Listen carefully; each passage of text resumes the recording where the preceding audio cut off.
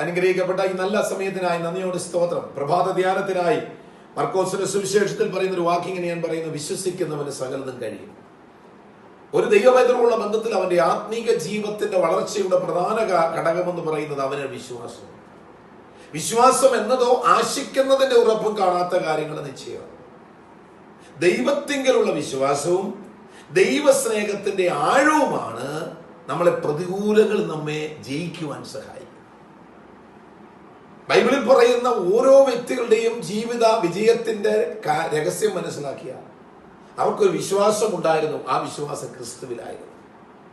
അവരനുഭവിച്ച സ്നേഹം ക്രിസ്തുവിന്റെ സ്നേഹമായിരുന്നു. അതുകൊണ്ടാണ് പൗലോസ് പറഞ്ഞത്, ക്രിസ്തുവിന്റെ സ്നേഹത്തിൽ നിന്നും എന്നെ വേർപിരിക്കുവാൻ ഒന്നിനും കഴിയത്തില്ലെന്ന്. ക്രിസ്തുവിലുള്ള വിശ്വാസത്തിൽ നിന്നും എന്നെ മാറ്റിക്കളയാൻ ആർക്കും കഴിയത്തില്ലെന്ന്. അങ്ങനെയെങ്കിൽ നമ്മുടെ വിശ്വാസവും ദൈവത്തിന്റെ സ്നേഹത്തിന്റെ ആഴവും നമ്മൾ ഒന്ന് പരിശോധിച്ചു കഴിഞ്ഞാൽ നമ്മൾ ഏത് പ്രതികൂലം വന്നാലും നമ്മൾ തളർന്നു പോകത്തില്ല. നമുക്ക് പിടിച്ചു നിൽക്കാൻ കഴിയും. അതെ, നമ്മെ കുലുക്കും ശത്രു, പക്ഷെ നമ്മൾ തളർന്നു പോകുകയില്ല. നമ്മെ തള്ളും, നാം വീണു പോകുകയില്ല. നമ്മെ അടിക്കും, പക്ഷെ നാം തകർന്നു പോകുകയില്ല. കാരണം ദൈവം നമ്മുടെ കൂടെയുണ്ട്. ആകയാൽ ഈ പകൽക്കാലം വിശ്വാസത്തോടും ധൈര്യത്തോടും പ്രത്യാശയോടും പ്രിയന്റെ മാർവോട് ചേർന്ന് നിന്നുകൊണ്ട് ധൈര്യത്തോടെ മുൻപോട്ട് പോകുവാൻ ദൈവകരങ്ങളിൽ സമർപ്പിക്കുക.